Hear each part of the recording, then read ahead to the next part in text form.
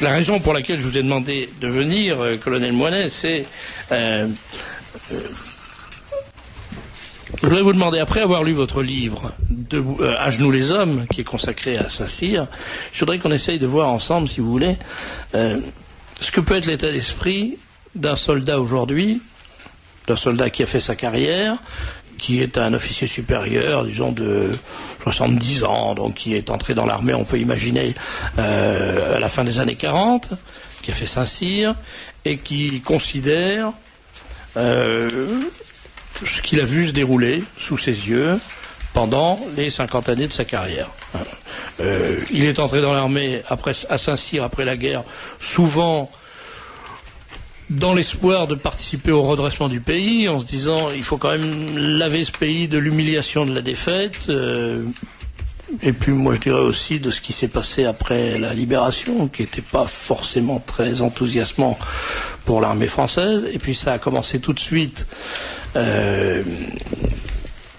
avec les guerres de l'Empire, puis ensuite avec l'Algérie, et puis ensuite on a vu l'armée accepter le pouvoir communiste avec Mitterrand, la trahison gaulliste bien sûr, mais c'était pas la première, le pouvoir communiste avec Mitterrand, maintenant le bradage de l'armée par le pouvoir chiraco-libéral, et en plus son implication dans des opérations qui sont pas à l'honneur de notre pays, comme le matraquage de la Serbie. Alors la première question, c'est est-ce que vous avez l'impression que le bilan de tout ça est encore un bilan positif ? Est-ce qu'on peut encore avoir du respect, de l'estime et de l'admiration pour l'armée française ? Vous savez, dans la situation dans laquelle nous sommes actuellement, et au fond, après un siècle qui se ferme, nous avons assisté à la trahison permanente de l'armée française par ses gouvernements. C'est clair. Ça commence très tôt. Ça commence très tôt. Ça commence même bien avant que l'armée, bien avant 40, puisqu'on peut considérer que l'affaire des fiches, par exemple, d'une certaine manière, c'est une forme de trahison de l'armée française par les gouvernements maçonniques. Absolument. Bon, et ensuite on se retrouve avec le gouvernement de Front Populaire, qui, pour ce que j'en sais, semble avoir quand même une responsabilité moins établie qu'on ne le dit dans la défaite, parce que ah si. Oui, enfin, si on regarde les chiffres du budget de l'armée, on ne peut pas accuser le Front Populaire d'avoir volontairement réduit le budget de l'armée pour la rendre... On peut l'accuser d'avoir simplement expliqué au peuple français qu'il n'y aurait pas de guerre, comme disait M. Blum. Non, mais ça c'est autre chose. Non, c'est la même chose. C'est-à-dire qu'il y a eu une mentalité nationale semblable à celle que nous connaissons aujourd'hui, car nous sommes en 36. C'est ça, j'entends bien, mais ce que je veux dire, c'est pas véritablement... c'est pas directement quelque chose qui était contre l'armée en guerre ou sur le point d'être en guerre, c'était plutôt contre l'âme du pays. Et là, on entre dans le vif du sujet, d'ailleurs, parce que on voit bien que l'attitude du Front Populaire a été une attitude qui a été dirigée, enfin une violence qui a été faite à l'âme même du pays, et que cette violence s'est manifestée premièrement par la défaite en race campagne de la première armée du monde, qui était l'armée française à l'époque, et qui a été balayée par l'armée allemande, malgré une résistance héroïque. Donc c'est pas les soldats... De certains. Donc c'est pas les soldats qui sont en cause. C'est vraiment là le résultat d'une politique de désarmement des esprits. Oui. Qui aboutit à ça.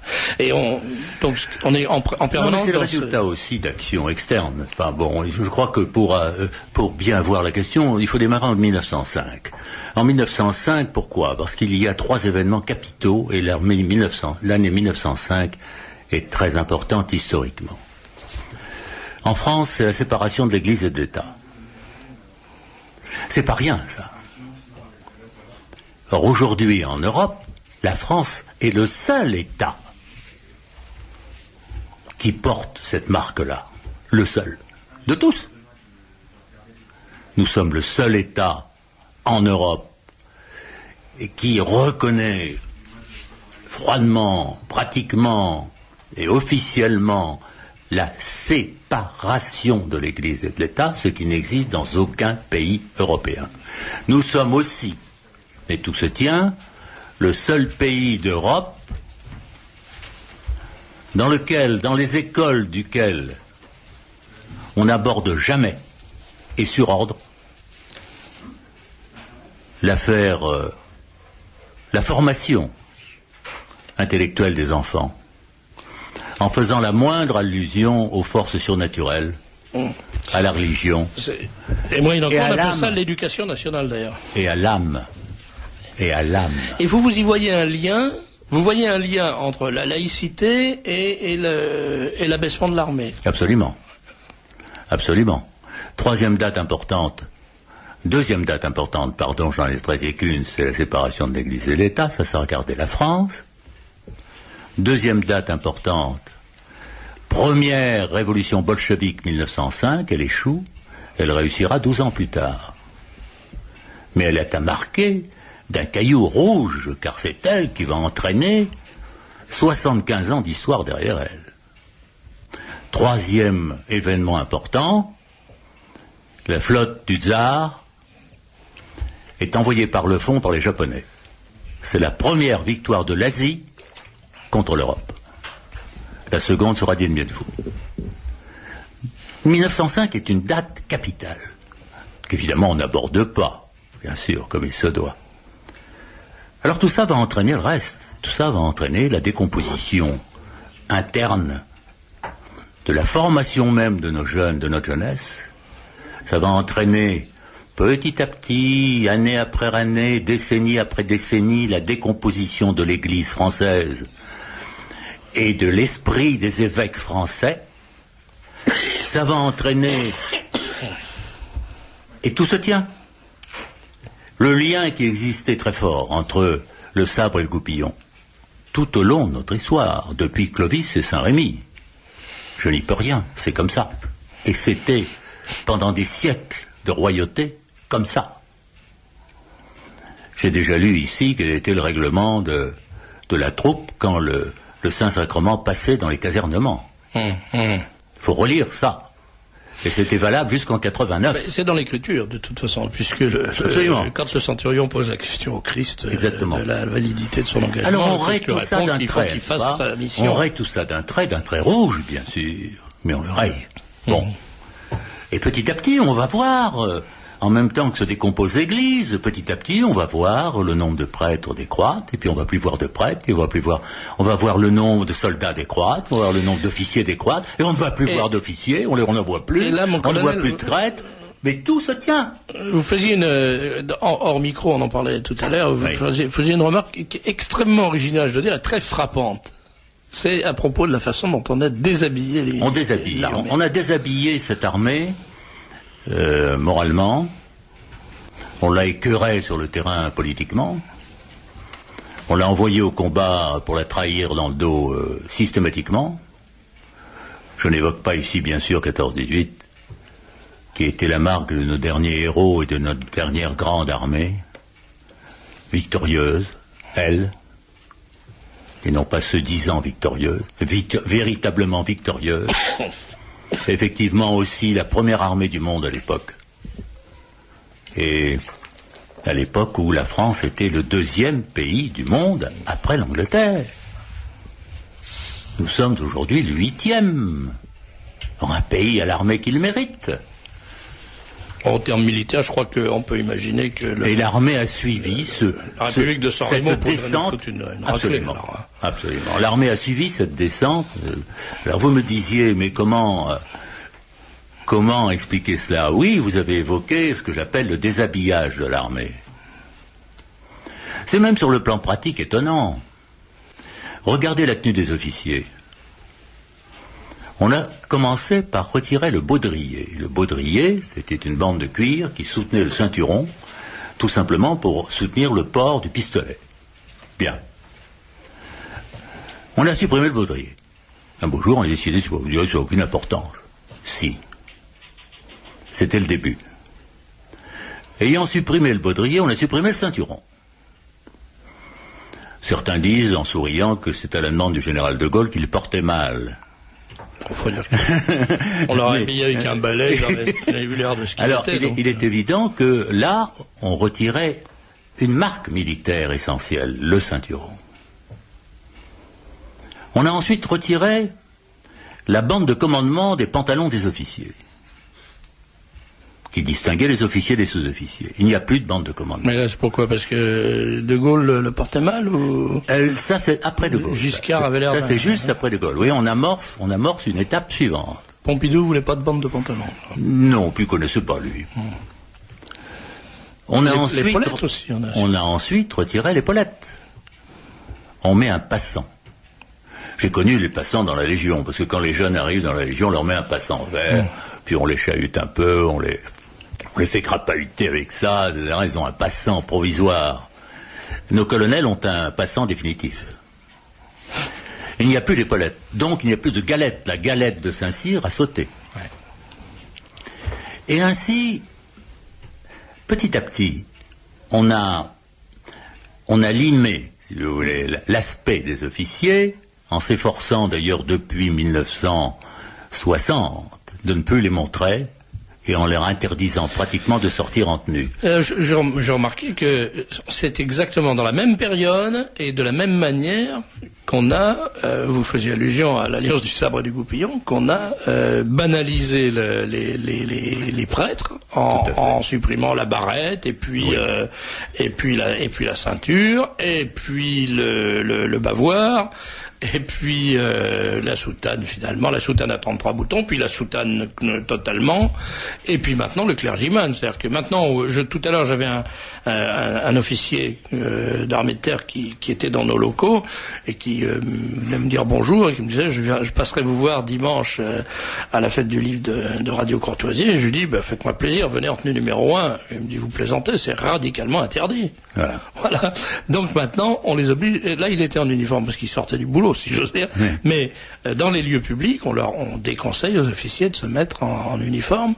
Et je signale que l'évêché interdit à l'heure actuelle aux prêtres parisiens de porter la soutane, et même le clergyman, c'est très très très mal vu. Voilà. S'ils résistent, on les laisse faire, mais on n'aime pas du tout ça. Voilà. Alors ça, c'est l'aspect pratique, l'aspect général des choses. De la tenue. Alors il y a tout le reste. J'ai connu, je ne parle pas de la grande armée de 14-18, si vous voulez bien maintenant, après nous être inclinés devant elle, nous ne la traiterons plus, elle, et nous allons descendre vers le torpillage de 1936. Comment voulez-vous que ce gouvernement puisse préparer une guerre qui tienne, puisque vous le savez bien, en 1939, le Parti communiste allié au KGB et à l'URSS était allié d'Allemagne. Clair. Oui, bien sûr. Bon. Ils l'ont été jusqu'au moment où les Allemands ont attaqué les Russes. Comment voulez-vous que le gouvernement Blum ait une armée charpentée moralement et sur le plan de l'esprit, car ceci est essentiel, le reste n'est que de l'apparat. L'essentiel, c'est le cœur et l'esprit dans une armée. Et l'essentiel ne sont pas les généraux, c'est l'homme de troupe. Et aussi l'armature extraordinaire que peut avoir une armée avec ses sous-officiers. Ce qui distingue les armées, c'est pas du tout les officiers, ils sont tous du même niveau dans le monde entier. C'est le corps de sous-officiers qu'on a dédaigné complètement dans les années 36, 37, 38, bien sûr. On a aussi eu à la tête de l'armée de l'air, à la tête de l'aviation française, un certain Pierre Cotte, qui était un agent. Qui était un agent soviétique. Nous avons là-dessus tous les renseignements, les documents et tout ça. Agent reconnu officiel du KGB. Oui, tout à fait. Qui avait comme chef de cabinet d'ailleurs un certain Jean Moulin. Qui était un agent du KGB, qui était un agent soviétique. Jean Moulin, il faut le dire, était un agent soviétique. Les preuves en sont surabondantes. Je l'ai écrit plusieurs fois dans mon libre journal. Je l'ai pas inventé. Je l'ai écrit d'après les travaux de plusieurs historiens, dont Monsieur Benfred, de Volton, etc. Il est parfaitement clair que Jean Moulin était un agent soviétique. Voilà. Cotte était un agent soviétique. Belle ambiance. Et donc le noyau, à l'époque, le ministère de l'Air était un noyau d'agents soviétiques, c'est quand même extraordinaire. Voilà. D'ailleurs, c'est ce qu'on appelait le réseau ministère de l'air. Toujours au cœur de ce front populaire, nous avions bien sûr Maurice Thorez, dont on sait qu'il a mené la guerre pour les Allemands, avec les Allemands pendant un an, avant de rejoindre, au moment de Barbarossa, il a rejoint Moscou, où il a fait sa très très déserteur, c'est quand même beaucoup. Oui, absolument déserteur. Il a trahi avant de déserter. Puis à son les gens désertent retour, d'abord. voilà, puis à son retour décoré de la Légion d'honneur par le général de Gaulle. Bien sûr. Bien sûr. Bon. Tout ça est logique. Tout ça se tient très bien. Tout ça se tient très bien. Donc c'est la catastrophe de 40. Ça s'appelle la connivence des crapules. Tout ça nous mène au drame de 1940, car c'est à ce moment-là que les hommes meurent. Messieurs les politiques.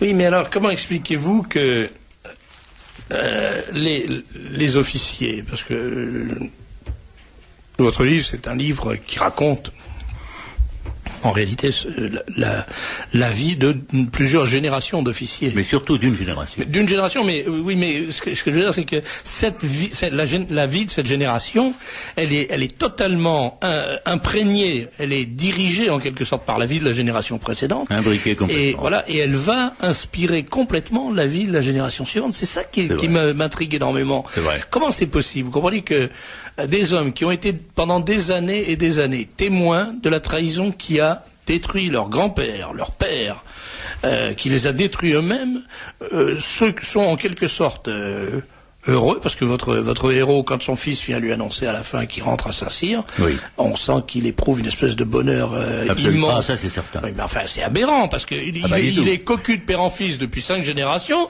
et il dit, tiens, mais je suis content, mon fils doit être aussi cocu que moi. Alors voilà, bravo, ça fait 100 ans qu'on nous trahit, et ben, il va en reprendre pour Eh ben, il y a des générations cocues, il y a des générations qui ne le sont pas. Oui, mais enfin... Et je suis persuadé que les jeunes actuellement, qui montent, là, que nous connaissons bien, que nous allons voir dans les écoles, un peu partout. Donc, quand je dis dans les écoles, c'est pas seulement dans les écoles militaires, c'est aussi dans les universités, c'est aussi à la sortie des lycées, nous les voyons beaucoup. Cette génération-là n'est plus la même. Mais pourquoi il rentre dans la... Mais qu'est-ce qui fait qu'aujourd'hui, un garçon de 20 ans dit à son père, papa, j'ai décidé de faire Saint-Cyr? Qu'est-ce qui se passe dans la tête d'un garçon de 20 ans? Il se passe ce qu'on appelle la vocation. Mais pourquoi? Je comprends. Mais... La vocation en 1900, en 1880, je comprends qu'on ait la vocation. Les uniformes étaient magnifiques. On était à cheval, on avait des casques superbes, on avait des sabres. Les filles vous regardaient, on était beaux, on allait se battre, on chargeait à cheval et tout. Bon, déjà en 18, un gars qui gardait la vocation, quand même, c'était une espèce de héros parce que il avait vu ce que c'était la guerre. Puis pas la guerre en dentelle. Là, c'était vraiment la guerre dans la boue, les rats, la famine, la vermine et tout. Eh ben, il s'engage quand même. Après 40, qu'un jeune homme comme vous étiez, vous, ait encore la volonté de rentrer à Saint-Cyr, je peux le comprendre parce que, comme je le disais tout à l'heure, là, il y a une espèce de vengeance contre la fatalité, contre l'humiliation. C'est pas possible. Contre l'occupation, c'est ça. Et puis contre l'occupation, et puis contre toute cette ordure qui s'est passée pendant ce temps-là. On dit, c'est pas possible, il faut redresser le pays. Une fois de plus, d'ailleurs. Et puis là-dessus arrive la grande Zoa, cette crapule immonde, qui fout tout en l'air, qui va trahir l'armée, qui va détruire l'armée française, et qui va, alors, littéralement massacrer les officiers de valeur dans ce pays en les envoyant en prison, en les déshonorant, en salissant leur nom. Et ces gars-là, ils ont leur fils qui arrive et qui dit « je vais faire Cyr », et le papa dit « c'est bien ». Là-dessus, il leur arrive encore tout ce qui est arrivé depuis, 68, etc. Et quand maintenant leurs fils disent « papa, j'entre à Cyr », le gars dit « c'est bien ». Moi, je comprends pas. Je ne comprends pas ça. Mais il faut comprendre. Il faut comprendre. Je peux pas. Il faut moi, je suis d'une famille de militaires. Je vous garantis que moi, j'ai arrêté. J'ai dit la plaisanterie a assez duré maintenant. Il y en a marre de se battre pour des gens qui n'en valent pas la peine. Non, mais donc on va se battre autrement. Qui en vaut la peine? La France en vaut la peine. Ah oui, mais ces gens-là ne se battent pas pour en dehors de la pourriture politique dans laquelle nous sommes plongés depuis 50 ans. Ces officiers, c'est ça que je veux dire, c'est que ces gens-là ne se battent pas pour la France. Les gars qui se sont battus, par exemple, en Serbie, qui sont allés bombarder la Serbie, ils ne sont pas battus pour la France. La France n'est pas menacée par la Serbie. On n'avait aucun contentieux avec la Serbie. En quoi ça a servi l'honneur des armes françaises d'aller bombarder le peuple serbe? On s'est battu pour des ordures de politiciens véreux, corrompus, à plat ventre devant le pouvoir mondialiste et internationaliste et apatride. En Serbie, vous leur avez parlé? Bien sûr. Ils ne sont pas fiers du tout. Non. Ils disent ce que vous dites. Mais il fallait pas le faire. Il y a un devoir de refus. Il y a un devoir de refus. On l'accorde à tout le monde, le devoir de refus aujourd'hui, sauf aux médecins qui refusent les avortements et aux militaires qui refusent d'aller casser la gueule à des innocents. Mais il fallait dire non, l'armée française. Moi, je me suis pas engagé dans l'armée française pour faire ça. Je préfère démissionner. Ah, c'est possible de démissionner, mais c'est rare. J'en sais quelque chose. Ben oui, bien sûr. Eh oui. C'est pour ça aussi que je vous le dis, parce rare. que vous avez... Maintenant, il y a l'autre aspect des choses. Bon. J'ai démissionné, moi, simplement parce que mes partisans en taille d'Indochine avaient été assassinés. après notre départ, et parce que tous mes harkis avaient été pendus et brûlés au pétrole après notre départ. Donc pour moi c'était clair, je démissionne. Ça aussi, ça fait partie. Oui. Parce qu'on peut dire aux jeunes officiers d'aujourd'hui, c'est ça qui vous attend. Un bon jour, on va vous envoyer sur un terrain, que ce soit, je sais pas où, au Tchad, ou en Sierra Leone, ou n'importe où, pour vous battre pour des guerres dans lesquelles vous n'avez rien à foutre. On va vous donner des supplétifs locaux qui vont vous faire confiance, que vous allez aimer, et puis au bout de 3 ans, ou 2 ans, ou 1 an, ou 6 mois, on va vous dire, bon, fini, fin de mission, vous rentrez, et puis les gars, ils peuvent crever maintenant. Eh bien, bien que ça va arriver. Les jeunes officiers d'aujourd'hui voient plus loin.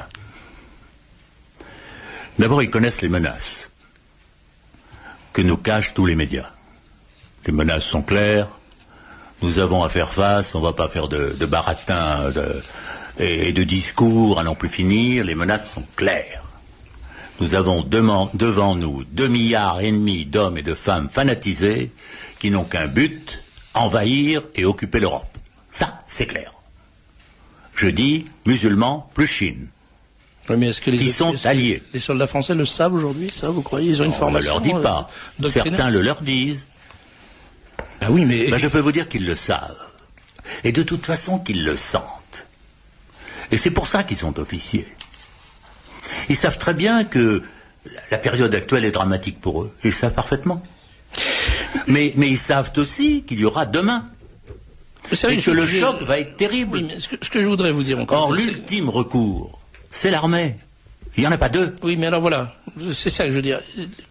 Je sais que tout ce que je viens de dire depuis le début de notre entretien, ça peut passer pour de l'hostilité à l'égard de l'armée ou à l'égard des officiers. C'est pas c'est exactement le contraire. Moi, j'ai un grand respect d'une famille de militaires, d'officiers supérieurs et de sous-officiers aussi d'ailleurs. Et j'ai un grand respect pour les gens qui acceptent d'engager leur vie pour défendre leur pays ou pour servir les intérêts de leur pays. Bien sûr. Leur vie physique, avec le risque d'être tué. Mais aujourd'hui, je dois dire que les jeunes officiers, ils n'ont presque plus de mérite à travers ce que je vous disais tout à l'heure, parce que tout le caractère d'apparat, tout le caractère de jeu guerrier, tout ça a totalement disparu. Maintenant, on vous dit les officiers sont des techniciens, ils servent des machines qui sont des machines informatisées, etc. Donc, les uniformes sont devenus pratiquement des costumes 3 pièces. Et donc, il n'y a plus de raison de rentrer dans l'armée pour des motifs un peu puérils qu'on pouvait avoir il y a un siècle. Mais en même temps, on leur dit et on leur démontre qu'ils ne seront pas au service de la nation et qu'ils seront au service d'intérêts politiques qui ne sont même pas des intérêts politiques nationaux, qui sont en train de devenir des intérêts politiques internationaux. Et ces gars-là, malgré tout, au nom d'une idée, alors ça, on est dans le raspail, là, vous comprenez? Bien sûr. C'est-à-dire qu'ils agissent en fonction d'une idée qu'ils se font, d'un idéal qui est un idéal purement virtuel, qui relève de l'imagination, de la belle rêverie, de la... Ah, pas du tout. Alors là, pas du tout. Ils agissent en fonction d'une situation du monde qu'ils voient, qu'ils connaissent. Ils savent ouvrir un atlas de 1939 et un atlas de l'an 2000. Oui, mais ils connaissent la situation, mais pardon de vous couper encore une fois, mais ils voient bien que ils voient très bien que les responsables politiques, les chefs politiques de l'armée, le président de la République, leur ment, puisqu'on leur dit vous vous engagez pour défendre la patrie. Et vous nous dites-vous, ce que savent les gens qui étudient ces questions, qui ont fait de la géostratégie, le danger, c'est évidemment le danger des masses du tiers-monde fanatisées, et en général fanatisées par un islam délirant. Et bien armés par nous. Et bien armés par nous, parce que ça rapporte de l'argent. Bon. Donc ces gars-là, on leur dit pas qu'il y a le danger, mais ils le voient. Mais ce qu'on leur dit, au contraire, à longueur de journée, vous n'avez qu'à allumer la télévision, la radio, ou écouter les discours du hanneton de l'Élysée, ou du goitreux de Matignon, hein, on leur dit, mais attention, l'islam n'est pas un danger, il y a un islam parfait. L'islam, c'est la religion de la tolérance. Et d'ailleurs, on va faire un islam républicain en France, vous allez voir. Ces crétins, ou c'est des abrutis parce qu'ils croient que c'est possible, ou ce sont des canailles parce qu'ils savent très bien que c'est impossible et qu'ils sont en train de mentir. Mais les officiers qui voient ça, ils disent on va être obligé d'obéir à ces gens-là. Non, pas du tout. C'est pas du tout comme ça qu'il faut prendre le problème. Les vocations, il y a 3 vocations en fait pour un homme, pour un jeune homme qui cherche sa voie. S'il veut servir vraiment, il y a 3 vocations qui toutes 3 se rattachent à la mort. La première vocation, c'est la vocation religieuse où le prêtre accompagne jusqu'à ce moment-là et prépare à ce moment-là. La deuxième vocation, c'est le docteur, c'est le toubib, qui lutte contre la mort, qui aide à lutter physiquement contre la mort et à la vaincre. La troisième vocation, c'est celle de l'officier, qui doit protéger ses hommes de la mort et l'infliger à l'ennemi.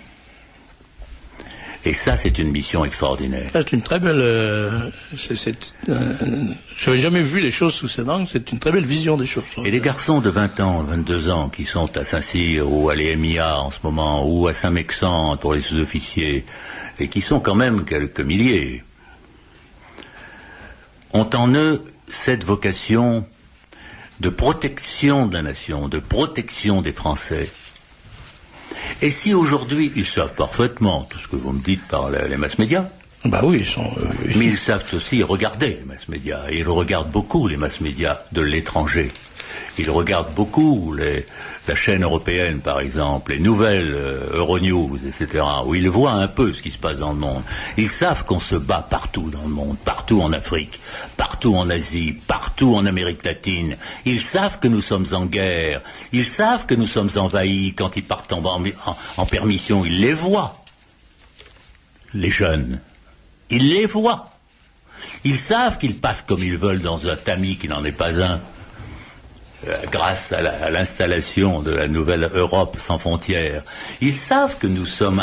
Ils savent qu'il y a 800 000 Turcs à Berlin, que Berlin est la capitale européenne du djihad, que Londres est la capitale mondiale du djihad, que Lyon est la capitale française du djihad. Mais ils savent tout ça, parce que ce sont de jeunes officiers, et qu'ils cherchent, et qu'ils recherchent, et qu'ils savent que demain, ces masses mondiales vont nous tomber dessus, avec des moyens énormes, nucléaires, bactériologiques, gaz de combat, révolution interne, soulèvement des populations arrivées chez nous en masse.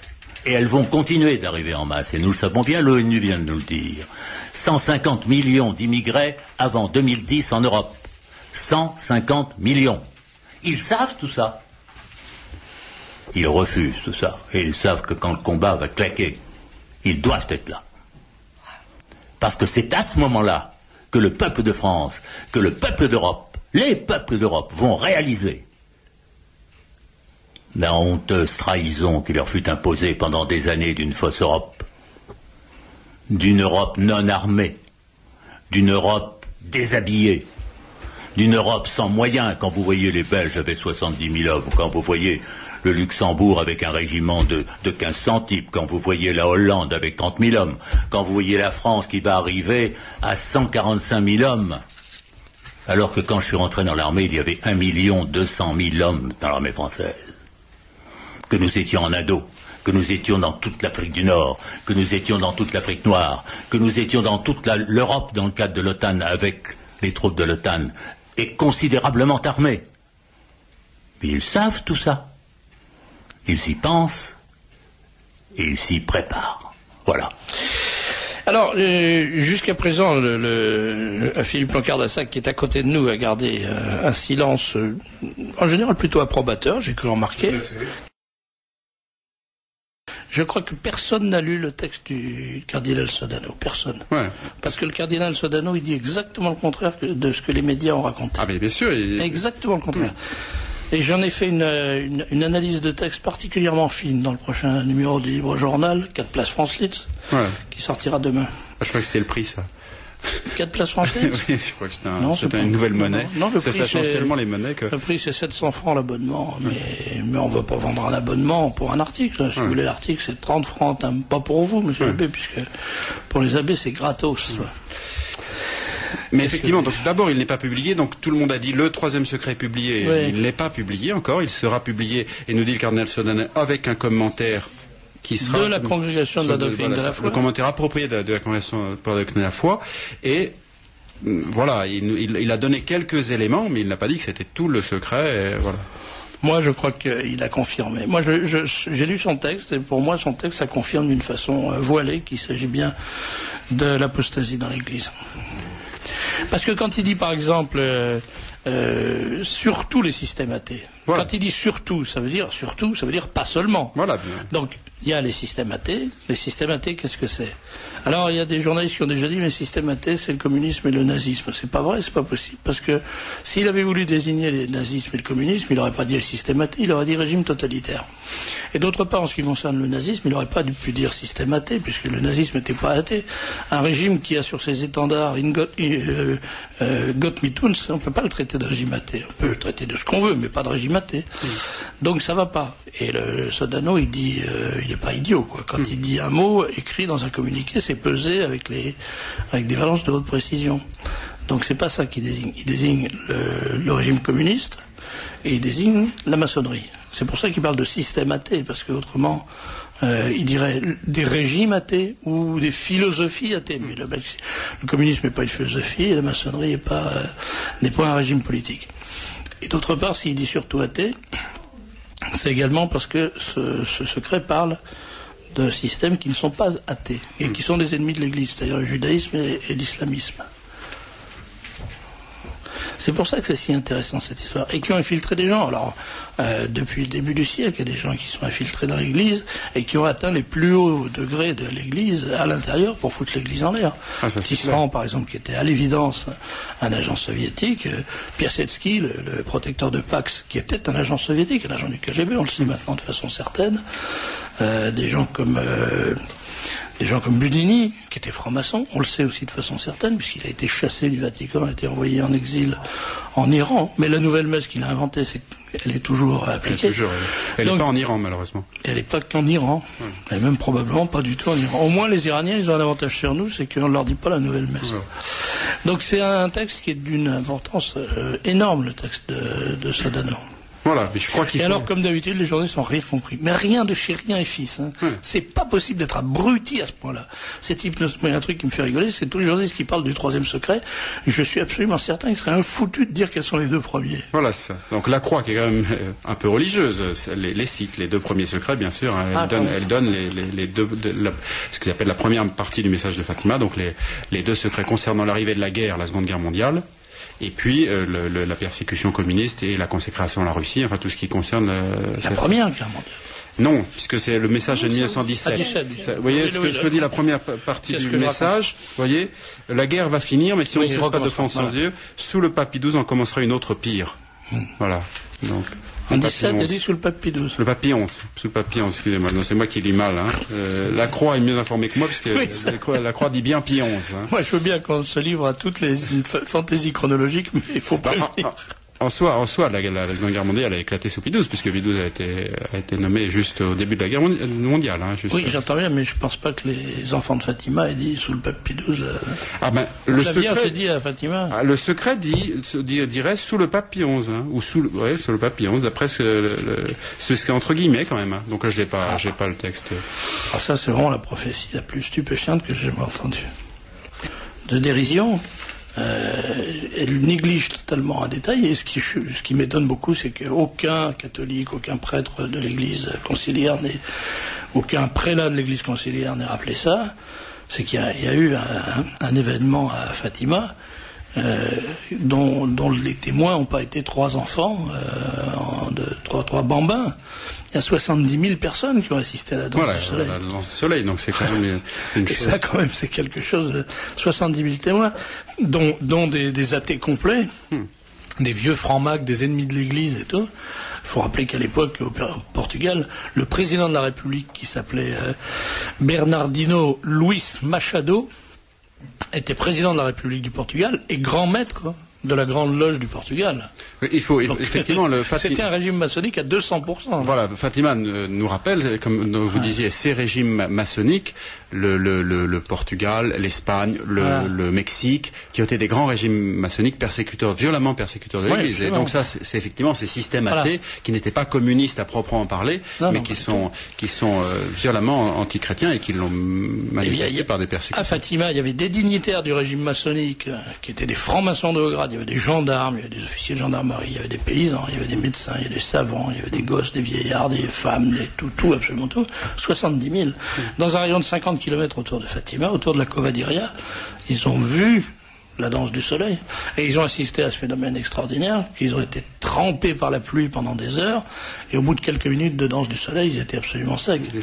Ça, c'est des phénomènes qui ne sont pas contestables. 70 000 témoins, il n'y a pas 70 000 témoins pour d'autres événements historiques avec lesquels on nous rebat les oreilles un petit peu vigoureusement ces temps-ci. Je ne préciserai pas plus avant pour des raisons que vous comprendrez aisément, mais je voudrais bien qu'on me sorte 70 000 témoins.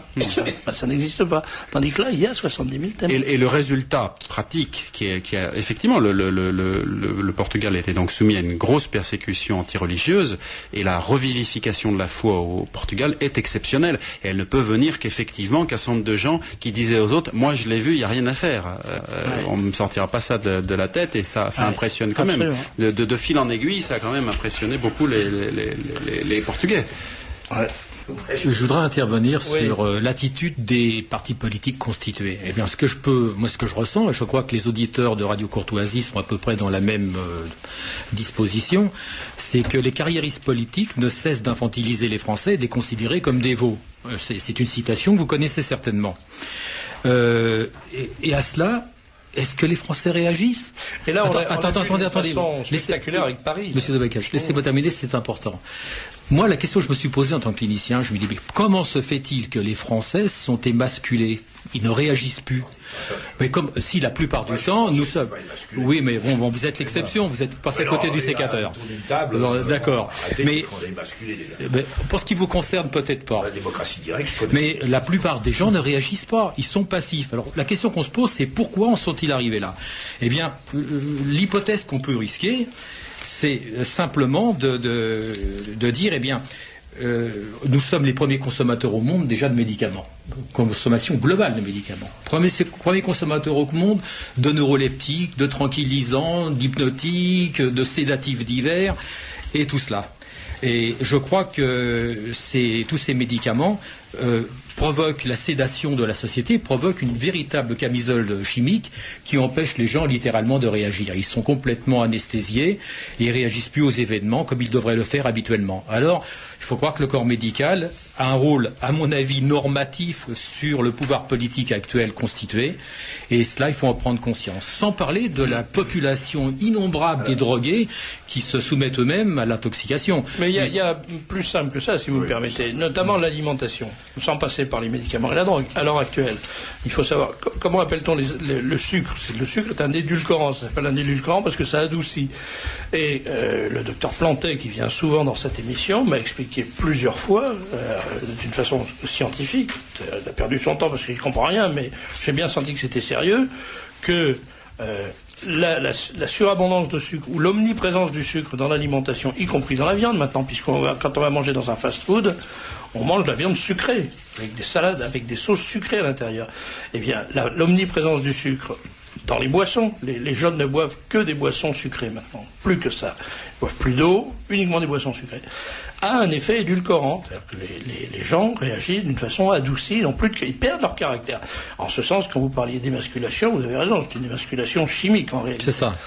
Et c'est vrai que ça fait partie, on le voit bien, la même chose avec les programmes de télévision, on voit très bien que les programmes de télévision sont conçus pour imposer une image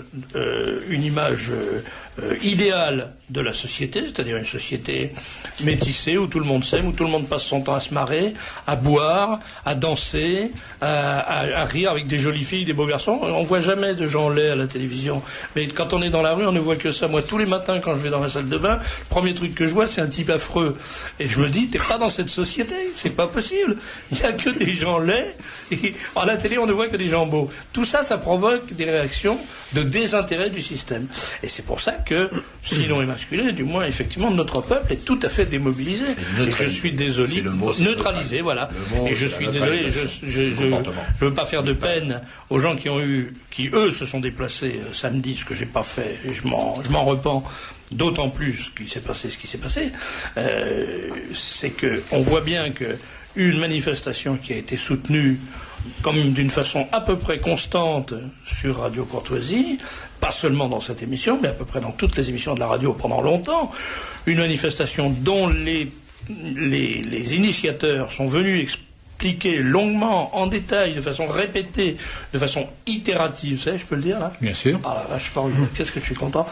Je viens de le voler le mot, alors je le replace tout de suite. Je vous l'ai donné, vous n'avez pas de mérite. Donc, expliquer leurs motivations, leurs ambitions, etc. Cette manifestation, elle a fait quoi ? Allez, soyons généreux, ne fâchons personne, 2000 personnes.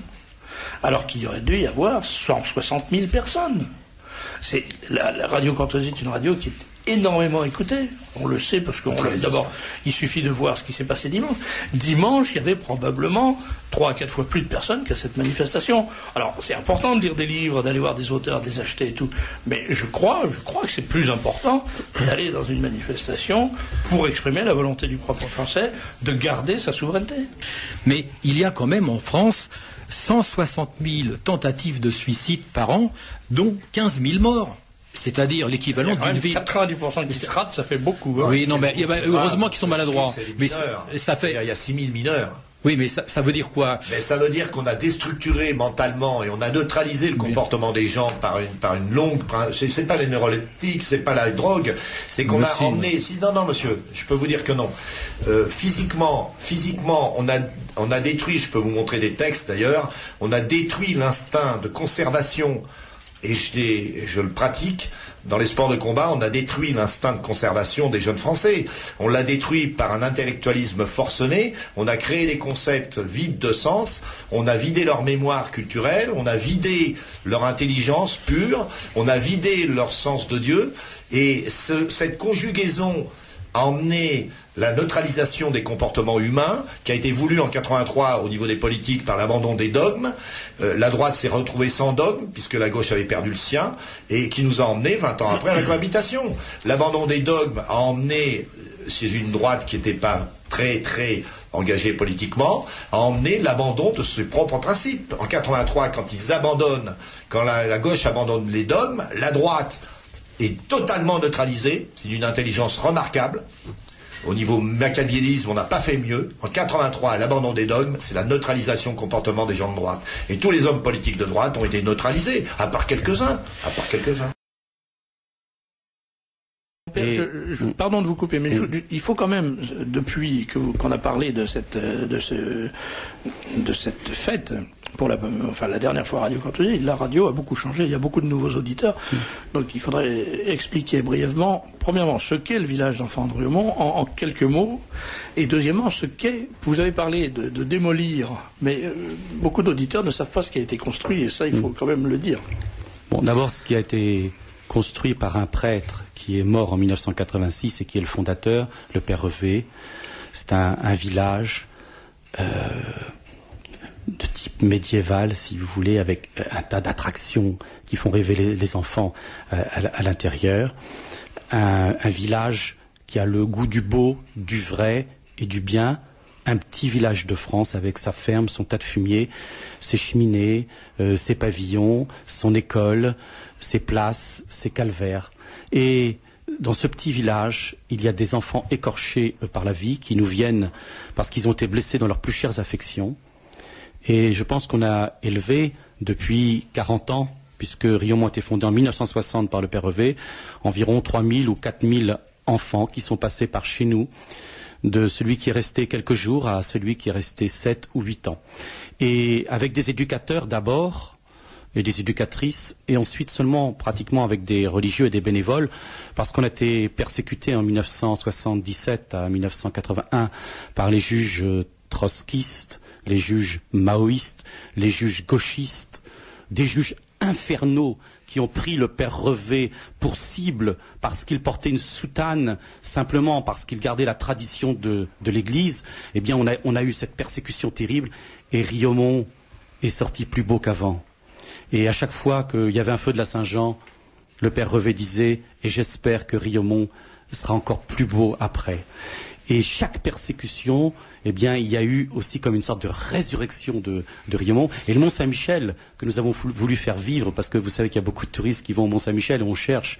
Bien sûr, il y a des pèlerinages magnifiques comme celui de l'abbé Chanu, mais il y a aussi une grande déception pour les gens que nous sommes, les pauvres chrétiens qui arrivons là-bas, de voir que tout a été paganisé. Alors, on a fait revivre l'histoire du Mont-Saint-Michel. Et ce sont des enfants.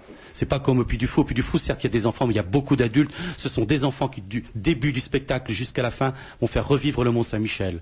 Et c'est aussi l'histoire de Riomont, parce que le Mont-Saint-Michel, c'est la garde de la France. Et puis, on a beaucoup prié, mais nos enfants ont beaucoup prié Saint-Michel-Archange pour que cette année, justement, il nous protège, il nous garde, et il garde la France. Et surtout, il donne beaucoup de courage à ceux qui n'en ont pas, à ceux qui sont éloignés. Je sais que Radio Courtoisie maintenant touche beaucoup plus de monde. Il y a tous ceux qui m'entendent, qui sont isolés. S'ils peuvent faire ce voyage pour venir dans le Pas-de-Calais, près des terris qui sont encore vivants parce qu'on les plante d'arbres et qui sont signes d'espérance, eh bien, qui viennent chez nous et ils découvriront ce village. Je ne peux pas raconter tout ce qui s'est passé à Riomont. Non, c'est impossible. Mais il faut dire quand même que vos garçons, sous la direction d'un des frères, un prêtre d'ailleurs, qui est à vos côtés, ont construit une maquette du Mont-Saint-Michel. Mais quand on dit une maquette, c'est une maquette de combien? 30 mètres de haut. Oui, alors c'est une maquette de 30 mètres de haut. Et alors tout le monde croit que je construis ma nouvelle église. Oui, il y a les crétins. Mais c'est pas des crétins du tout. Ce sont des gens très intelligents parce qu'ils ont loué un avion. Alors, le frère Olivier, vous voyez, ça fait plusieurs fois qu'un avion nous survole. Et il était tellement bas, parce qu'il prenait sûrement des photos, qu'on a relevé le numéro d'immatriculation du petit avion qui était au-dessus du petit village d'Astérix. Et vous savez qu'on a beaucoup de gens qui nous renseignent. Heureusement, partout, dans toutes les corporations. Je ne sais pas si c'est quelqu'un d'IRG qui nous a renseigné. Toujours est-il que je ne peux pas donner mes sources, mais on a découvert que ce petit avion a été loué par le fisc. Et c'est le fisc qui a survolé l'immense cratère que je suis en train de faire pour bâtir une église. Vous savez que on voudrait construire une très grande église et qu'il y a en ce moment, il y a beaucoup de bulldozers, de tracteurs pour tirer la terre, de grues dans Riomont. Et puis alors, il y a ce gigantesque Mont-Saint-Michel qui domine la forêt. Et alors, évidemment, ils savent plus si l'église va être dans le cratère ou si l'échafaudage, c'est la future église. Ils cherchent à repérer. Enfin, en tout cas, les contribuables sont contents de savoir qu'ils payent des voyages en avion aux inspecteurs du fisc pour aller surveiller. Mais écoutez, moi, je voulais pas le croire. Quand on m'a raconté cette histoire, puisqu'on a vérifié, c'est vraiment... racaille. Mais vous savez qu'en même temps, parce que nous sommes une maison d'enfants, nous avons la sécurité sur le dos. Alors on a eu une commission de sécurité qui est venue, mais à ma demande, c'est moi qui ai demandé cette inspection. Parce que rien n'est secret à Riomont. Il n'y a pas de choses secrètes. Tout est au grand jour. Et on peut venir nous photographier, mais pas à l'intérieur quand c'est nos ennemis, quand il y a une caméra, comme entrevue. Eh bien, je viens d'assigner entrevue, parce que entrevue, c'est permis de caricaturer de Riomont, évidemment toujours pour en faire une secte. On voudrait partout dire que Riomont est une secte pour démolir l'Église catholique, qui est notre mère, et pour démolir ce village d'enfants qui résiste. Alors, la sécurité, c'est terrible. Je suis obligé pour un des 3 foyers, vous savez que c'est énorme, simplement les locaux sommeil, de refaire pour l'instant 15 plafonds. 15 plafonds. J'ai refait toute la sécurité. J'ai des alarmes incendie qui valent très cher. Je suis en train de mettre maintenant toutes les portes anti-feu. Il faut que j'ai des rideaux anti-feu. Il faut que j'ai des couvre-lits anti-feu. Mais vous vous rendez compte, les pauvres gens qui donnent de l'argent à Riomont, où ça part? Mais mon père, il faut quand même ajouter que vous faites, dans ces locaux qui sont impeccables, vous hébergez des enfants qui autrement seraient dans la rue. Et s'ils étaient dans la rue, absolument personne s'en occuperait. On s'en foutrait qu'ils soient dans la rue à se camer, à se battre. On voudrait qu'on soit préoccupé de leur sécurité un peu plus. Voilà. On vous préférerait que l'État s'occupe de ce qui se passe dans la rue quand les gosses sont laissés à eux-mêmes, plutôt que de venir traquer des gosses qui sont non seulement en sécurité, mais qui sont heureux dans une maison qui est parfaitement tenue par des gens qui sont des responsables. Mais là, il y a véritablement une persécution. Alors, j'étais il y a pas longtemps à Saint-François-de-Sales, qui est pas très loin de chez vous, qui est une école de la fraternité. Et même chose, ils ont occupé, je fais une petite parenthèse parce que ça montre bien comment réagit cet État antichrétien. Ils ont transformé en école un hôpital pour enfants handicapés moteurs, physiques. Et donc dans cette école, tout est de plein pied, absolument tout. Il n'y a pas un escalier, il n'y a pas une marche d'escalier, il n'y a pas un étage. Tout est de plein pied et les dénivellements sont desservis par des rampes. Et en plus, toutes les pièces, tous les couloirs sont de chaque côté éclairés par des baies vitrées coulissantes qui vont du plafond au sol. Autrement dit, s'il y avait le moindre incident, un début d'incendie par exemple, sur un coup de sonnette, la baraque se vide en 2 secondes. Eh bien, les gens de la sécurité sont venus et leur ont imposé de construire à l'intérieur de cet établissement où ça ne sert absolument à rien, des portes coupe-feu qui valent, vous savez combien, mon père, des dizaines de millions de milliers de francs, des centaines de milliers de francs. Et c'est une façon, en s'appuyant sur des règlements administratifs de sécurité qui ont un sens dans certaines circonstances, mais qui là sont totalement aberrants, c'est une façon de ruiner des écoles libres qui fonctionnent entièrement hors contrat. C'est-à-dire que c'est des écoles qui ne demandent rien à personne. C'est les parents eux-mêmes qui financent. Eh bien, l'État vient mettre son gros pif dans ces histoires, sous prétexte d'assurer la sécurité d'enfants qui ne demandent rien et dont les parents ne demandent rien, pour, naturellement, faire fermer ces établissements. Mais, Serge, chaque chambre est équipée d'une porte qui donne sur un balcon d'évacuation. Chez vous, oui. Oui. Le couloir qui est de l'autre côté, il y a environ 15 fenêtres qui permettent aux enfants de partir. On nous a donné un délai de 1 mois pour réaliser le travaux, ce qui est inhumain, effectivement. On voudrait nous étrangler, on ferait pas mieux. Mais je tiens à dire, parce qu'il m'écoute, je le sais, à Marie-Georges Buffet ou à d'autres, que je laisserai mes enfants à Riomont dans des marabouts. C'est-à-dire que je monterai des marabouts près de nos bâtiments et nous ferons une sorte de camp permanent. Alors on attend. Les marabouts, c'est des tentes. C'est des tentes, faut peut-être expliquer des tentes. Il y a un côté un peu colonial peut-être. Ouais. Mais non, vous n'allez pas faire venir des marabouts. Alors nous attendons la gendarmerie, la police, toutes les commissions de sécurité qu'on veut, mais nous resterons sur place à moins qu'on soit évacué par des cars de police et menotté. Mais pour des raisons de sécurité. Pour des raisons de sécurité. Ça arrive, des gens agressés dans le métro, il doit y en avoir 150 par jour en France. Et dans le métro, dans les autobus, dans le train, dans la rue, dans les églises, dans les hôpitaux, dans les taxis, partout, on parle des gens, des occupants passent le temps à agresser les occupés.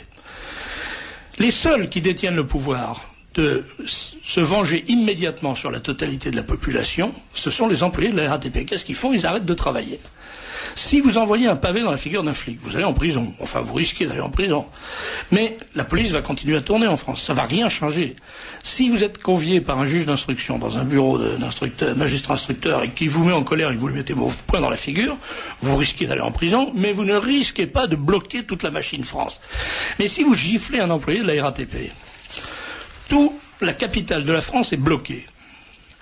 Aujourd'hui, au moment où je vous parle, Paris est totalement bloqué par les embouteillages provoqués par les grèves spontanées, brutales, immédiates, sans préavis du métro. Pourquoi? Parce qu'un type a pris un aller-retour, ou un coup de couteau d'ailleurs, peu importe l'importance de l'agression. Le fait est qu'il a été agressé comme des milliers de Français, et qu'au lieu de faire comme des milliers de Français, c'est-à-dire de mettre cette agression dans sa poche et de rentrer chez lui en remerciant le ciel de ne pas avoir été tué, eh ben il bloque la capitale.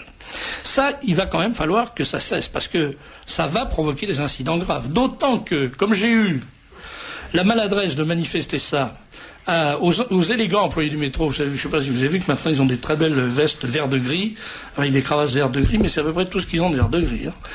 Je leur ai expliqué que c'était inadmissible de prendre en otage les usagers du métro de cette façon, que la claque donnée à un employé du métro était la seule claque qui valait des centaines de millions de francs, parce que ça coûte à l'économie française des centaines de millions de francs, des heures de blocage du métro. Eh bien, pour avoir dit ça sur un ton un petit peu vif, ces gens-là m'ont dit, monsieur, si vous continuez, on peut vous embarquer. Alors j'ai dit, évidemment, je suis beaucoup plus facile à embarquer que le type qui a tapé sur la gueule de votre collègue. Parce que lui, vous risquez pas de l'embarquer parce que vous avez peur. Et on voit dans le métro, quand les gars font des contrôles de billets, il y a comme par hasard des clients du métro qu'ils évitent soigneusement de contrôler, parce qu'ils ont peur. Et je commence vraiment à être extrêmement excédé de vivre dans un pays où, parce que je suis blanc, propre sur moi, bien habillé, enfin, tant que faire se peut, et tranquille, on me cherche sans arrêt des poux dans la tête, alors que quand il y a l'évidence des gens qui sont des gangsters, des voyous, se conduisent mal, les gens chargés de la sécurité rasent les murs en disant surtout pourvu qu'ils ne nous voient pas avec notre bel uniforme vert de gris parce qu'on va se faire casser la gueule. Alors il y en a marre que les victimes soient sans arrêt non seulement victimes d'agression, mais victimes de la lâcheté et de l'inversion d'un système flicard qui est complètement assujetti à la politique de l'immigration et de l'invasion. Il y en a vraiment marre. Alors moi, en ce qui me concerne, je dois le dire maintenant, si un employé de la RATP me demande un billet, je lui ferai un bras d'honneur. Je lui dirai, allez vous faire foutre, je ne vous montrerai aucun billet, parce que je suis un citoyen français dans mon pays, et j'en ai marre d'être victime de votre arrogance de péteux quand vous êtes en face de l'envahisseur. Voilà. Ça devient véritablement insupportable.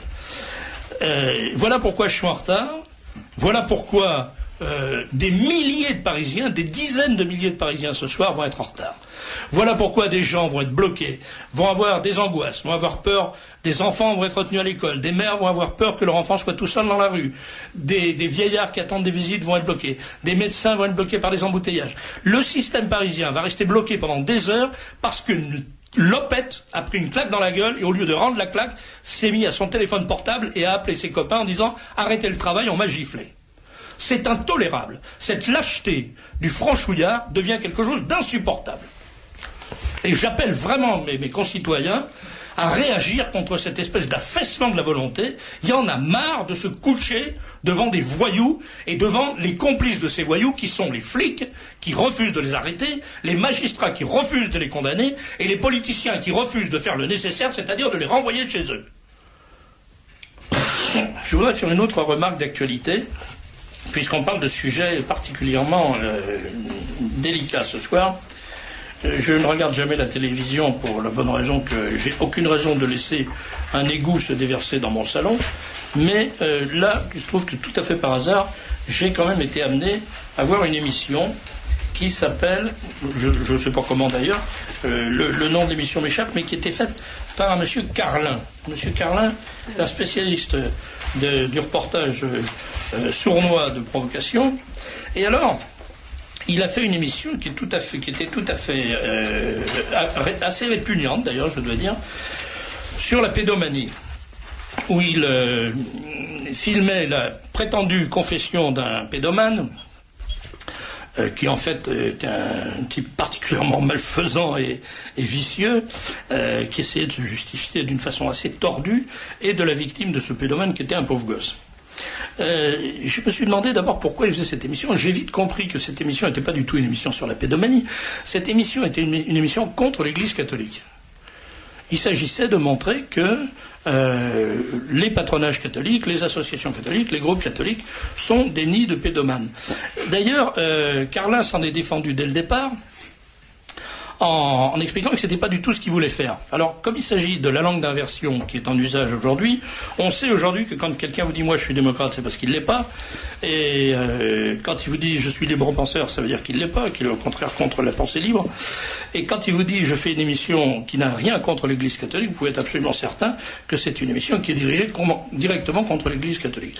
Il a pris donc dans son affaire, dans son reportage, l'exemple d'une association catholique qui s'appelle les Chantiers, et qui est un patronage catholique tout simplement, où naturellement, comme ça arrive hélas dans les mouvements de jeunesse, ou les mouvements où il y a des jeunes, il y a des détraqués qui s'infiltrent là-dedans et qui se livrent à leur petite cochonnerie.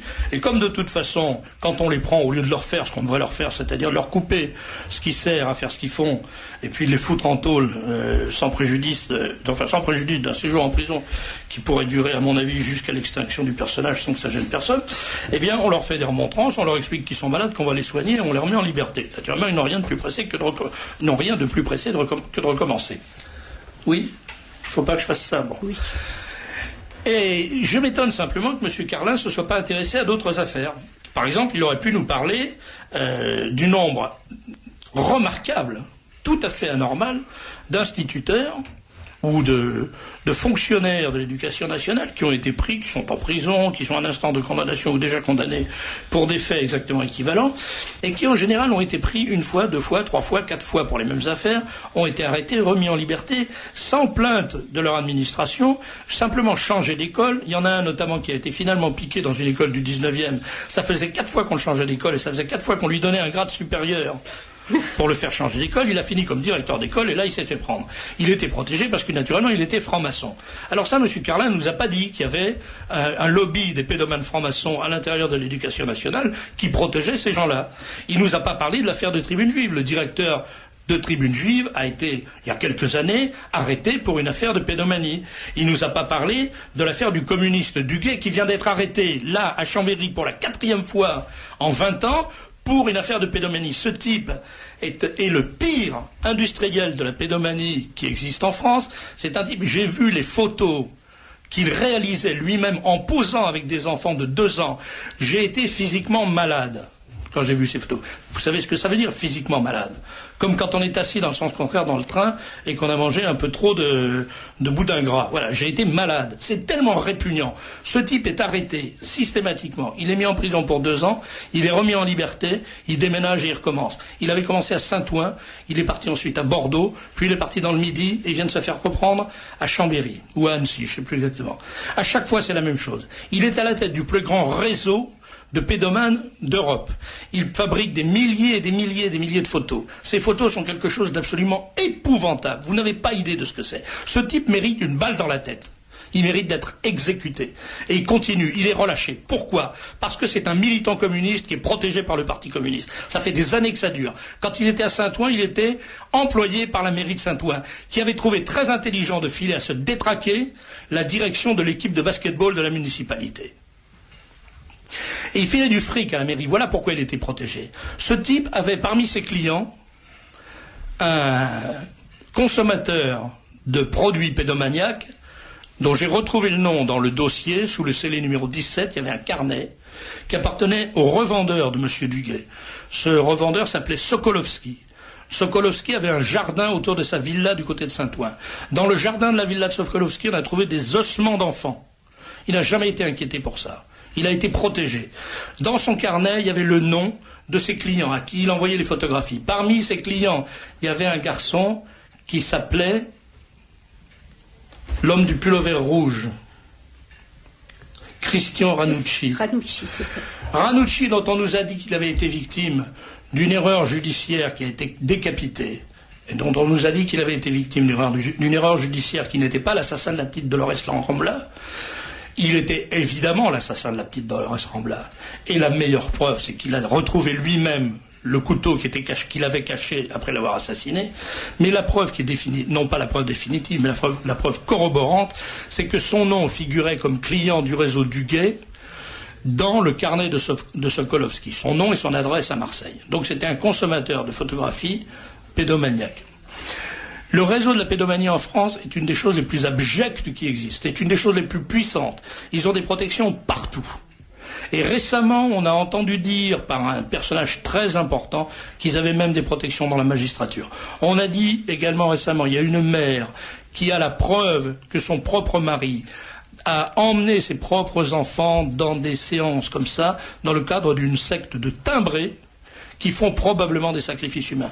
Personne ne mesure l'immense gravité du problème en France.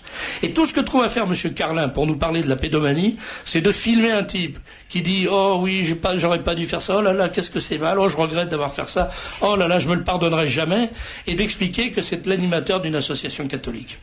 Voilà comment ça marche, la désinformation par l'intermédiaire des médias en France. J'ajoute une chose, c'est que toute la presse, absolument toute la presse, a célébré les mérites de ce reportage, qui est une merde absolue, parce que c'est un scandale de faire ce qu'il a fait, c'est-à-dire de montrer, sous prétexte de montrer de l'image brute, de faire la manipulation au 3e degré.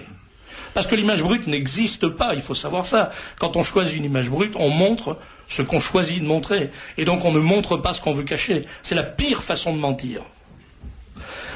Il y a véritablement un problème en France. Je le dis avec beaucoup de passion, beaucoup de colère, parce que je suis épouvanté de voir la direction que prend notre pays par manque de courage de ses habitants. Je le répéterai jusqu'à en crever.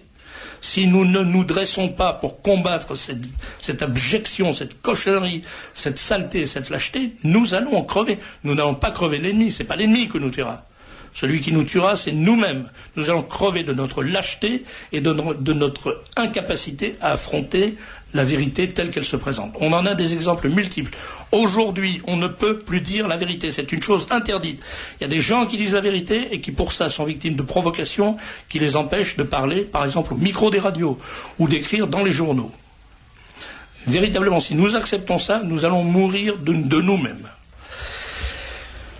Voilà ce que je voulais dire à propos de cette affaire. Et j'ajoute, toujours à propos de l'affaire quand même de la pédomanie, je parlais du lobby des supporters des pédomanes. Voilà ce qu'on lit dans le terrorisme intellectuel, le livre de monsieur qui vient de sortir. Sévilla, pardon. Le terrorisme merci monsieur Plancard. Le terrorisme intellectuel de 45 à nos jours. On lit ça. Écoutez, si vous y a des enfants au micro, je vous demande d'écarter les enfants parce qu'il y a un mot extrêmement grossier dans ce que je vais lire, mais je suis obligé de le lire puisque je l'ai sous les yeux, c'est dans le livre, page 92. En 1970, le topless apparaît sur les plages de Saint-Tropez. Six Sex and Son chante Serge Gainsbourg. En 71 est créé le Front homosexuel d'action révolutionnaire. Ouvrez les guillemets. Nous nous sommes fait enculer par les Arabes, nous en sommes fiers et nous recommencerons. Fermez les guillemets. C'est paru dans le Tout, avril 71. En 1975, les mineurs US accèdent librement aux contraceptifs désormais remboursés par la sécurité sociale. En 1977, 3 inculpés pour attentat à la pudeur sans violence sur des mineurs de 15 ans se retrouvent depuis 3 ans en préventive. Ils reçoivent le soutien de Jean-Louis Bory, Patrice Chéreau, Guy Hockenheim, Bernard Kouchner, Jacques Lang, Gabriel Matzneff et Philippe Solers. Ouvrez les guillemets, 3 ans de prison pour des caresses et un baiser, ça suffit. Publication dans Le Monde du 26 janvier 1977. Paraît ensuite un manifeste réclamant la dépénalisation des relations sexuelles avec les mineurs. Le texte est signé par Louis Althusser. Ils y sont tous, c'est pas la peine de vous faire d'illusions. Tous. Althusser, fou furieux, qui finira par assassiner sa femme. Louis Althusser, Roland Barthès, Simone de Beauvoir, lesbienne tordue avec son mari, l'agité du bocal, Sartre, qui avait signé également.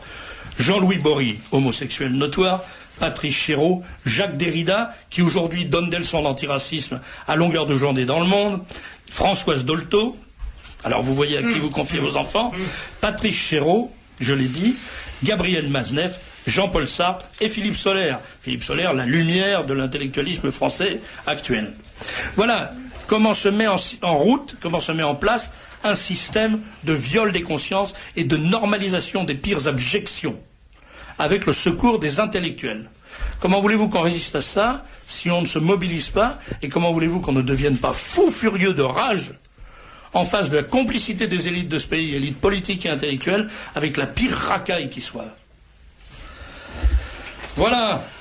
Alors évidemment, un auditeur me dit, n'oubliez pas de parler de...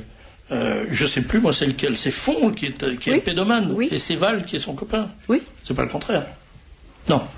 C'est Fon, tout est dans le tout et réciproquement. Et Val, le directeur de Charlie Hebdo. Voilà. Pourquoi vous êtes une jeune fille, une grande jeune fille, on peut dire, pourquoi avez-vous choisi de participer à Aventure et Tradition et surtout de diriger, de prendre des responsabilités d'encadrement dans ce... Alors déjà, ça fait une dizaine d'années que je suis dans le mouvement. Ça m'a apporté énormément de choses, donc ça m'a apporté beaucoup de volonté, ça m'a apporté un sport passion à la montagne.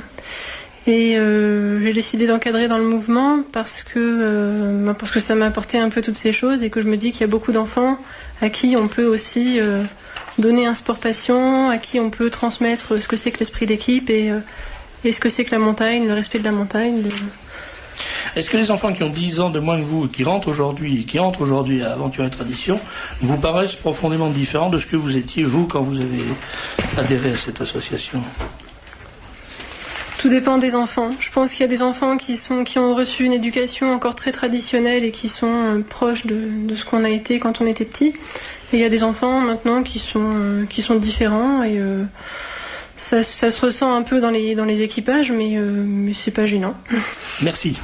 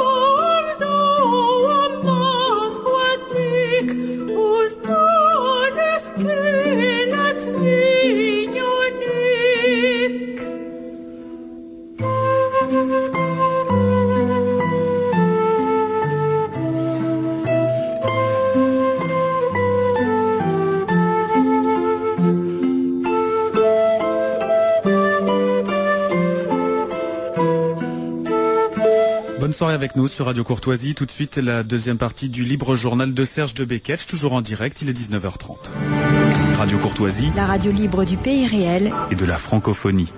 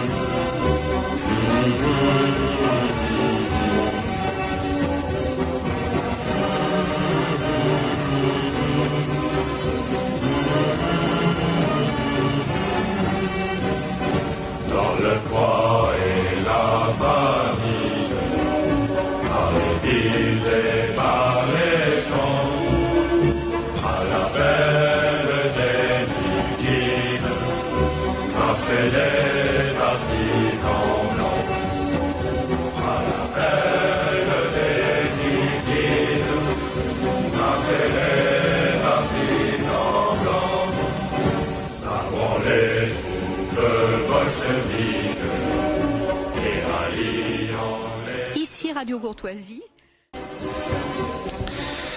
Avant de donner la parole au docteur Pancard de Salle, je voudrais retirer un mot de ma philippique. Oui. J'ai dit lopette.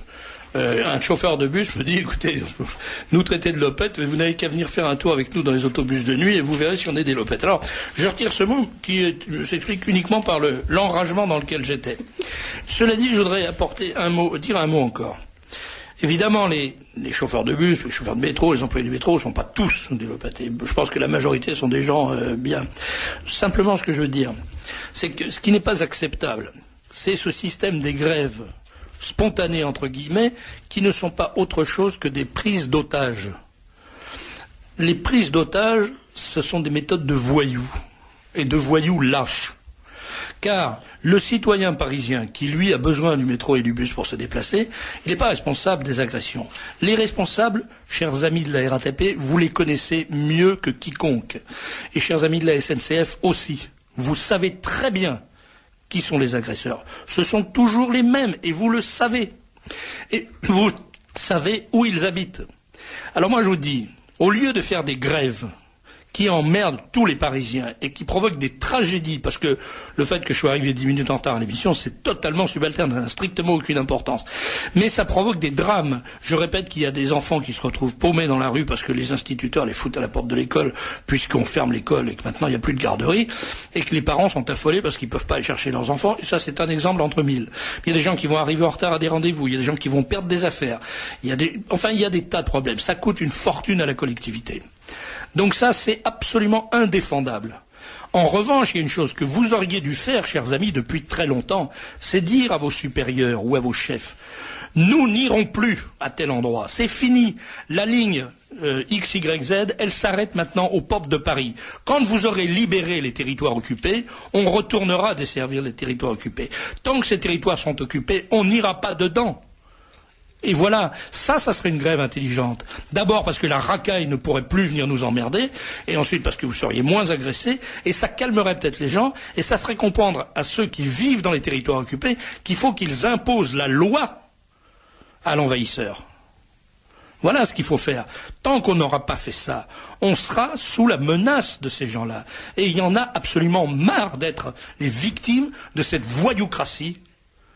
Je ne peux plus le supporter. Je sais que des milliers de Parisiens ne peuvent plus le supporter, des milliers de Français ne peuvent plus le supporter, mais qu'ils se taisent par peur. Alors moi je dis, arrêtons d'avoir peur, disons la vérité, désignons les gens qui nous rendent la vie impossible et mettons-les en dehors de la communauté nationale, simplement en bloquant les systèmes. Vous savez, les commerçants ont fermé leurs magasins dans ces régions. Les pharmaciens ont fermé leurs pharmacies. Les grandes surfaces ont fermé les grandes surfaces. Les bureaux de poste ont été supprimés dans ces régions-là. C'est-à-dire qu'on les met en quarantaine. Les gens qui peuvent le font. Si vous ne faites, mais vous ne le faites pas. Et le résultat, c'est que le système d'égout inversé, qui consiste à aller chercher la merde en dehors de Paris, à l'amener au cœur de Paris, et dont vous êtes en quelque sorte les égoutiers, ce système continue à fonctionner. Tant que vous n'aurez pas fermé les vannes des égouts, ça continuera. Et moi je vous dis, faites la grève du service des banlieues occupées, et ça résoudra le problème de la violence et de l'insécurité dans les transports en commun. Au lieu de prendre en otage des citoyens qui n'y peuvent absolument rien et qui sont les doubles victimes, parce que il ne faut pas croire qu'il n'y a que les agents de la RATP qui sont agressés. Les usagers sont agressés en permanence. Alors quand ils ne sont pas agressés par les envahisseurs, ils sont agressés par les employés de la RATP qui sont agressés par les envahisseurs. Ça commence à bien faire.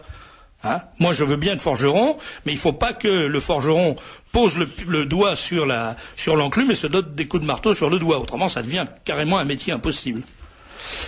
Voilà, docteur Plancard-Dessac, est-ce que vous avez un commentaire à faire sur cette réflexion en général? Oh que oui, beaucoup de commentaires à faire. D'abord, prolonger ce que vous dites, j'irai plus loin que vous encore. Il y a les premiers responsables de ce genre d'agression qui sont ceux qui nous occupent, c'est évident. Mais je crois qu'il faut que tout le monde soit bien conscient, à commencer par ceux qui se font gifler, agresser, voire poignarder, sans compter les femmes violées, que cela n'est possible que parce que nos hommes politiques les ont fait venir, continuent à les faire venir et nous les imposent. Donc les premiers responsables, ceux sur lesquels nous devons taper, ce sont les hommes politiques. Vous savez, c'est comme en toute chose, et comme je suis médecin, je m'attaque toujours d'abord aux symptômes pour comprendre ce qui se passe et puis essayer de remonter à la cause. C'est ça la cause, c'est la politique qui nous est imposée d'immigration, ce sont les responsables de l'immigration qui sont les premiers responsables. Si ceux qui sont agressés comprennent ça, ils peuvent avoir des actions sur ces gens-là. Mais il est évidemment plus facile de prendre en otage des passagers que de s'attaquer à des hommes politiques qui ont des forces de police pour les protéger, eux. Voilà ce que j'avais à dire. Parce que je crois que je n'insulte personne, ce n'est pas du tout mon genre. Je n'ai jamais insulté personne, simplement je démontre, texte à l'appui, prise d'attitude et conséquences de ces attitudes à l'appui, que l'on fait fausse route. Et là j'ai hésité, parce que le dernier chapitre est évidemment ce qu'on peut appeler polémique. Et j'ai hésité à le mettre et à sortir un petit peu du rôle premier qui est ce livre, c'est-à-dire un livre de rappel doctrinal. Et si je l'ai fait, en me disant que je n'allais pas me faire des amis, mais c'était pas mon but non plus, ça c'est assez évident, hein. C'était de rappeler que ce genre de déviation que nous subissons aujourd'hui est une constante dans les mouvements nationaux français. Et cela, déjà depuis longtemps, on peut remonter déjà à Boulanger. Et que il y a une constante. C'est qu'à partir du moment où ces partis dits nationaux prétendent se battre pour conserver la France, mais veulent continuer à se battre avec les principes qui détruisent la France, je regrette beaucoup. On ne préserve pas un pays avec les principes qui le détruisent. Ça, je le martèle à longueur de livre. Oui, c'est pour ça que je suis pas démocrate. La démocratie a été mise en place pour détruire la France, c'est pas par les moyens démocratiques qu'on sauvera la France, ça c'est tout à fait clair. Enfin, pour moi, c'est tout à fait clair. Enfin, ce que j'essaye, c'est de démontrer que l'action n'est pas bonne en elle-même. L'action est un moyen au service d'une idée. Et je ne vois pas pourquoi les communistes, par exemple, feraient des efforts de formation de leurs cadres et militants avant de les lancer dans la bagarre, et que nous, on se contenterait de l'aspect émotif de l'action. Toute action doit reposer sur quelque chose d'intériorisé. Oui, mais je regrette beaucoup, on doit recommencer par les fondements, parce qu'on est en train de perdre la bulle complètement. Écoutez, au moment de la crise entre Le Pen et Maigret, qui a abouti à la scission, quand l'un et l'autre se renvoyaient la balle dans les médias du système, c'est lui le fasciste, c'est pas moi, c'est lui l'extrémiste, c'est pas moi. Est-ce que vous croyez que c'est mobilisateur pour leurs partisans?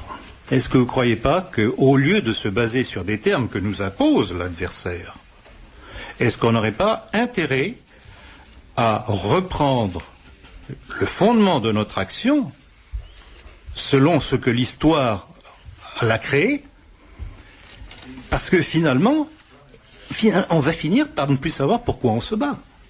Parce que si on accepte, je n'ai rien contre les Arabes et ceux qui nous envahissent, pour autant qu'ils soient chez eux. C'est ça le problème. D'ailleurs, dans le livre, je parle du problème de la France, du monde arabe, etc. Je crois que c'est assez clair. Mais Jeanne d'Arc disait, j'aime les Anglais. Exactement, c'est exactement le même réflexe. Bon, parce que c'est facile de dire, c'est une situation donnée, il faut l'accepter. Mais alors, quelle est la spécificité de ces mouvements qui sont nés pour nous défendre de cette invasion? Ils n'en ont plus aucune, je regrette beaucoup. Alors, ça plaise ou non, je m'en contrefiche. J'entends bien, ça c'est assez évident quand on vous lit et quand on vous entend. Mais est-ce que vous allez vous arrêter? J'ai une question idiote parce que je connais la réponse, mais enfin, je la pose quand même. Est-ce que vous allez vous arrêter à ce livre? Ou est-ce que ce livre est le germe d'autre chose? Est-ce que vous allez essayer de développer autour de ce livre? Certainement, parce qu'il y a déjà un sujet qui coule de source par rapport au nationalisme français. C'est un ouvrage que j'ai en préparation sur la République universelle et le mondialisme. Puisque, et ça je rappelle l'origine du terme nationalisme, c'est tout de même intéressant à savoir, parce que là est vraiment la définition exacte de pourquoi nous nous battons. Et c'est intéressant parce que cette origine, c'est un adversaire de nos idées qui la donne. C'est Weishaupt, qui a été le créateur de la secte maçonnique des Illuminés de Bavière à la fin du XVIIIe siècle, dont des textes ont été saisis par la police du grand électeur de Bavière, texte reproduit dans l'ouvrage capital que beaucoup de nationaux devraient lire, de Baruel, de l'abbé Baruel. Et cet homme, Weishaupt, définit les hommes de son époque en deux groupes. Ceux qui prônent l'amour général dont il est, c'est-à-dire l'équivalent de nos cosmopolites mondialistes actuels, et ceux qui prônent l'amour national ou nationaliste. C'est la première fois qu'apparaît ce terme. Bon, donc tout est là. Ou bien on défend la nation, son héritage à la fois charnel, intellectuel, moral et spirituel, ou bien on accepte la situation telle qu'elle est, puisque le reproche qu'à travers vous certains pourraient me faire, c'est de dire oui mais c'est pas réaliste, la France est envahie, on accepte l'invasion. Mais alors pourquoi certains sont-ils battus contre les Allemands la dernière guerre? Bonne question. D'autant que ce sont les mêmes. Ceux qui disent j'ai été résistant et ceci et cela, viennent nous dire maintenant il faut accepter. Alors je voudrais que ces gens qui sont issus d'un pays cartésien choisissent. Donc ce débat amène certains à dire, au fond, Chevènement, c'est un nationaliste, Seguin est un nationaliste, Pasqua est un nationaliste, Le Pen est nationaliste, Maigret est nationaliste, ma grand-mère est nationaliste, donc on va faire une espèce de grande fédération des nationalistes, sous l'égide de ma grand-mère au privilège de l'âge, et tout le monde va être content. Alors est-ce que vous en êtes, vous, de cette association-là, je veux dire? Certainement pas. Certainement pas, parce que là encore, c'est la tour de Babel, que voulez-vous. Et c'est pour ça que j'ai essayé, avec ce petit livre, de montrer l'origine historique du nationalisme et de donner la définition. J'ai rien inventé, c'est simplement, il fallait réunir les informations. Vous pouvez pas mettre sous le même vocable des gens qui combattent pour des choses totalement différentes.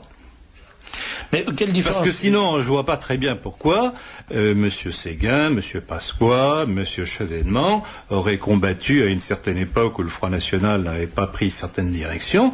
Et pourquoi l'auraient-ils combattu s'ils sont tous nationalistes? Je vois pas pourquoi. Simplement, c'est que le même mot couvre des marchandises totalement différentes. Alors, il y a d'ailleurs deux mots. Il y a patriote et il y a national. Enfin, il y a beaucoup de mots. Mais... Alors, justement, et je vois très bien où vous voulez en venir, vous voulez me faire préciser ces deux notions, et ça, c'est très important.